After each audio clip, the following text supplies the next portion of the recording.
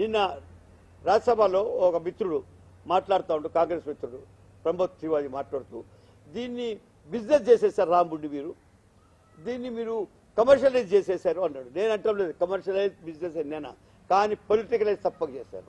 ఎందుకు చేశారు? మీరు ఒక నెల నుంచో 3 నెలల కింద చూడండి, ఇవాళ చూడండి, ఇవాళ తెలుసు ఏ టీవీ కూడా నేషనల్ లెవెల్ లోపల రాముల మందిరం గురించి చెప్పకుండా దినం ప్రోగ్రాం ఉండదు. ఒక దినం తీసుకుంటే ఒక 10 సార్లన్నా రామ మందిర్ గురించి లేకపోతే ఆ అయోధ్య టెంపుల్ గురించి ఏదో ఒక స్టెప్ ఉంది. అంటే ఫ్రీ అడ్వర్టైజ్మెంట్, ఫ్రీ ప్రొపగండా బీజేపీకి వస్తూ ఉంది. దీన్ని మీరు పొలిటికలైజ్ చేసుకుంటారు. మీరు ఆ గుడిని పూర్తిగా ఐడెంటిఫై చేసుకొని మనుషుల యొక్క అస్తిత్వాన్ని కూడా మీరు లాక్కుంటూ ఉన్నారు. ఇది చాలా అబ్జెక్షన్. మేము ఎందుకు దీన్ని థియోరిటికల్ చేయకూడదు అంటామంటే, మతపరంగా ఒక రాష్ట్రం నడకూడదు అంటామంటే, ఎందుకంటే సెక్యులర్ సొసైటీ లోపల ప్రతి ఓడికి తన రైట్ ఇవ్వాలి. వేరే వాళ్ళకి పవర్లో ఉన్నాడు కాబట్టి లాక్కునేటి ఇవ్వకూడదు. కాబట్టి ఏదో చేస్తూ ఉంది. ఇది అబ్సల్యూట్లీ పొలిటికలైజ్ చేసుకుంటూ తన లాభం గురించి, తన పొలిటికల్ గెయిన్స్ గురించి బీజేపీ చేస్తుంది. అది చాలా తప్పు ఉన్నది. ఇదే రేపు ఇప్పుడే ఓవైసీ గారు చూశాను నేను.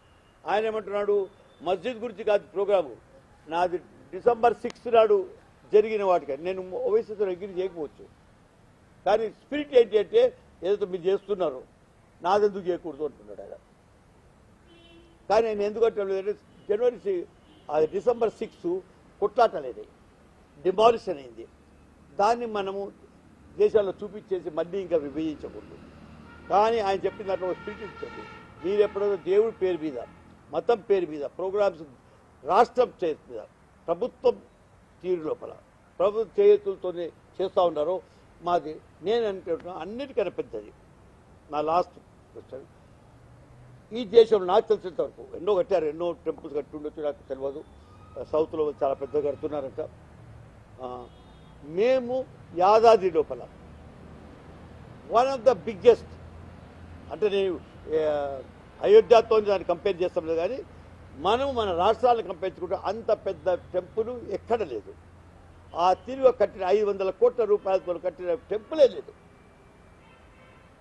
మరి దాని గురించి ఎప్పుడు మీరు మాట్లాడేది పార్లమెంట్ లోపల, దాని గురించి ఎప్పుడు మాట్లాడేది మీ ప్రైమ్ మినిస్టర్, దాని గురించి ఎప్పుడు మాట్లాడేది షా, దాని గురించి ఎప్పుడు మాట్లాడేది బీజేపీ నడ్డా. కాబట్టి అసలు అంత పెద్ద టెంపుల్ కట్టిన తర్వాత మీరు దాన్ని తీసేసి వేరే టెంపుల్ గురించి మాట్లాడుతూ ఉన్నారేంటండి? మీకు యాదాద్రి టెంపుల్ కనపడుతుందండి. కాబట్టి యాదాద్రి టెంపుల్ ఎదురుగా నేను మిమ్మల్ని కంపేర్ చెయ్యను, కానీ